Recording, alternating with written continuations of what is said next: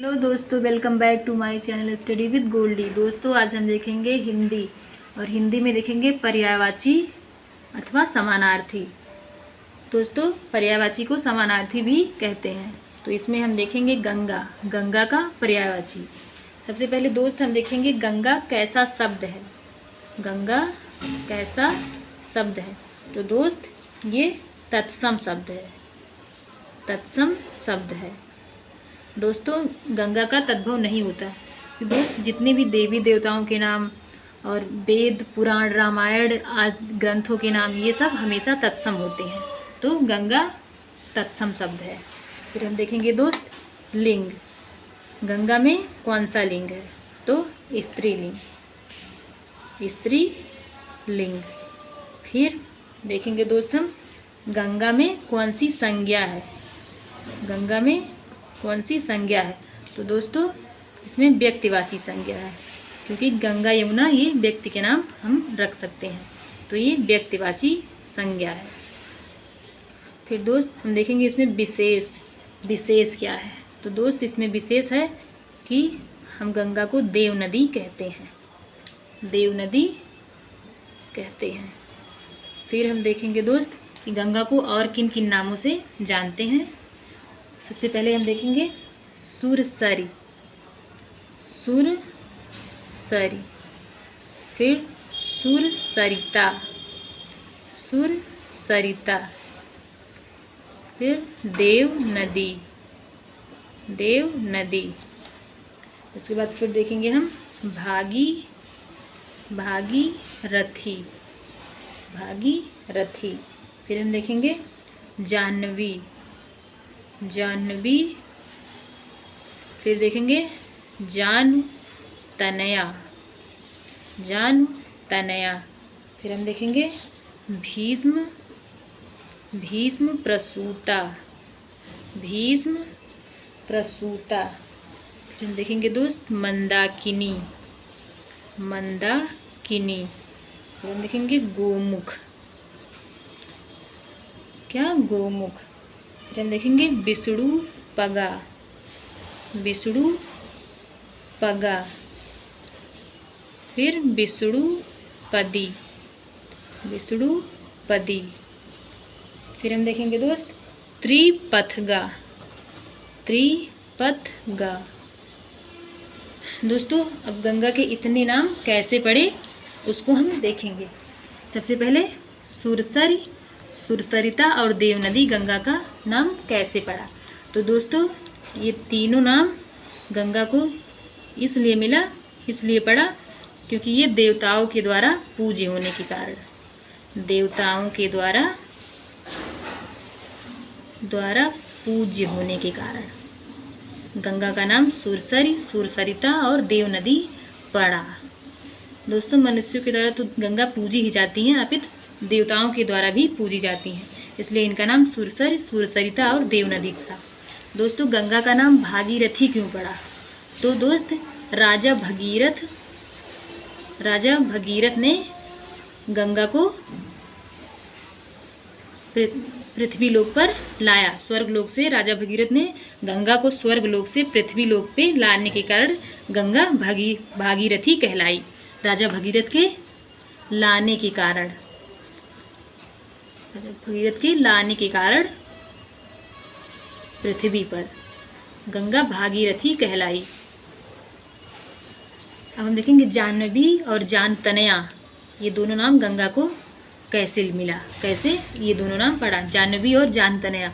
दोस्त, जब राजा भगीरथ गंगा को स्वर्ग लोक से पृथ्वी लोक पे ला रहे थे तो रास्ते में जान ऋषि का आश्रम पड़ा और गंगा बहुत चंचल थी, तो उनसे मिलने का आग्रह वो जताई राजा भगीरथ से। तो गंगा जब उनसे मिलने गई तो वो आश्रम में नहीं थे और उनका पूरा आश्रम पूरा डूब गया। गंगा उनसे मिलने गई तो पूरा आश्रम उनका पानी में डूब गया। उसके बाद जब ये पता चला जाह्नू ऋषि को तो वो बहुत क्रोधित हुए और उन्होंने कहा कि गंगा, जिस मद में तूने ये किया है हम तुम्हारा अस्तित्व ही खत्म कर देंगे। और ऋषि ने गंगा को पी लिया।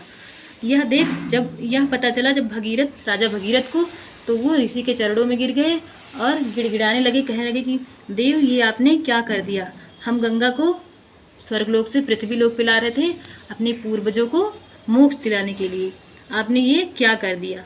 तो ऋषि दयालु होते हैं, वो कहे राजा भगीरथ से कि तुम परेशान मत हो, हम गंगा को फिर से उत्पन्न कर देंगे।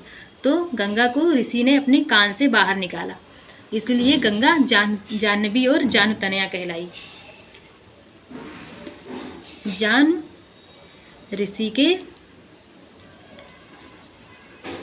ऋषि के द्वारा पुनर्जन्म होने के कारण, जान ऋषि के द्वारा पुनर्जन्म होने के कारण गंगा जाह्नवी और जानतनया कहलाई।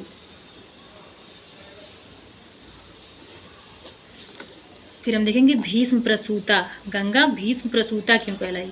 तो भीष्म को जन्म देने के कारण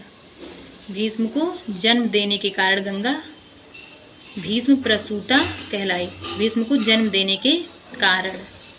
दोस्तों, गंगा का विवाह राजा शांतनु से हुआ था और भीष्म उनके 100वें पुत्र थे। तो ये भीष्म प्रसूता क्यों कहलाई। भीष्म को जन्म देने के कारण गंगा भीष्म प्रसूता कहलाई। दोस्त, अब हम देखेंगे गंगा मंदाकिनी क्यों कहलाई। तो दोस्त, गंगा जहाँ से निकलती है उसको कहते हैं गंगोत्री ग्लेशियर। गंगोत्री ग्लेशियर से गंगा निकलती है और ये आके यहाँ देवप्रयाग और रुद्रप्रयाग, ये 2 प्रयाग पड़ते हैं, इसके बीच में बहने के कारण गंगा मंदाकिनी कहलाई। देवप्रयाग और रुद्रप्रयाग के मध्य बहने के कारण गंगा मंदाकिनी कहलाई। तो गंगा का नाम मंदाकिनी कैसे पड़ा। देवप्रयाग और रुद्रप्रयाग के मध्य बहने के कारण गंगा मंदाकिनी कहलाई। अब हम देखेंगे दोस्त, गंगा गोमुख क्यों कहलाई।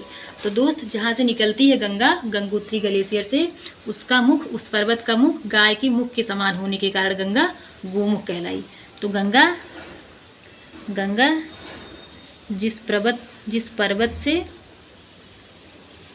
से निकलती है उसका मुख गाय के समान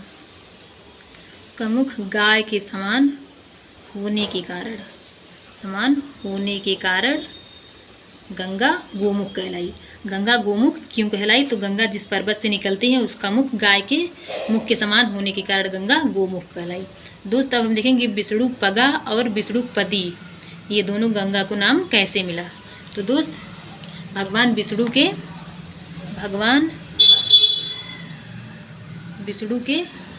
चरणों में बहने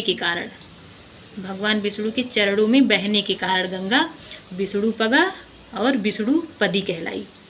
क्यों कहलाई। भगवान विष्णु के चरणों में बहने के कारण। फिर दोस्त, हम देखेंगे गंगा त्रिपथगा क्यों कहलाई। तो दोस्तों, त्रि का मतलब होता है 3, और पथ का मतलब होता है मार्ग, और गा मतलब गमन करना। तो इसका अर्थ निकला 3 मार्गों में गमन करना।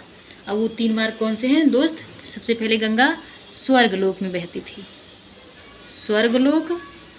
थी। उसके बाद जब वो राजा भगीरथ ला रहे थे तो वो पाताल लोक से बहती हुई पृथ्वी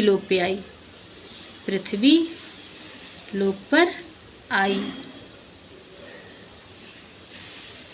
इसलिए पहले स्वर्गलोक, फिर पाताल लोक, उसके बाद पृथ्वी लोक पे बहने के कारण गंगा त्रिपथगा कहलाई। गंगा त्रिपथगा क्यों कहलाई। तो स्वर्गलोक, पाताल लोक और पृथ्वी लोक पर बहने के कारण गंगा त्रिपथगा कहलाई। दोस्त, अब हम देखेंगे एक बार, जो ऊपर पहले देखें उसका रिवीजन करेंगे। सबसे पहले हम देखें कि गंगा कैसा शब्द है।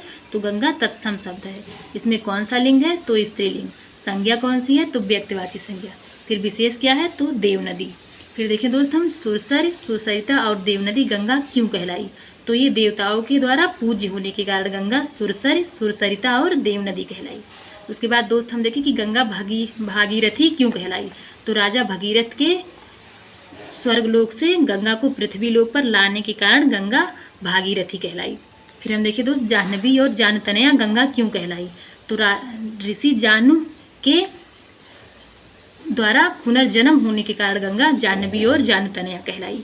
जाह्नू ऋषि के द्वारा गंगा का पुनर्जन्म हुआ, इसी के कारण गंगा जाह्नवी और जानतनया कहलाई। फिर दोस्त हम देखें कि गंगा भीष्म प्रसूता क्यों कहलाई। तो भीष्म को जन्म देने के कारण गंगा भीष्म प्रसूता कहलाई। फिर दोस्त हम देखें कि गंगा मंदाकिनी क्यों कहलाई। तो गंगा देवप्रयाग और रुद्रप्रयाग के मध्य बहने के कारण मंदाकिनी कहलाई। फिर हम देखें कि गंगा गोमुख क्यों कहलाई। तो दोस्त गंगा जिस पर्वत से निकलती है उसका मुख गाय के मुख के समान होने के कारण गंगा गोमुख कहलाई। फिर हम देखें कि गंगा विष्णु पगा और विष्णु पदी क्यों कहलाई। तो भगवान विष्णु के चरणों में बहने के कारण गंगा विष्णु पगा और विष्णु पदी कहलाई। फिर हम देखें दोस्त कि गंगा त्रिपथगा क्यों कहलाई। त्रि मतलब 3, पथ मतलब मार्ग और गा मतलब गमन करना, मतलब 3 मार्गों पे गमन करना।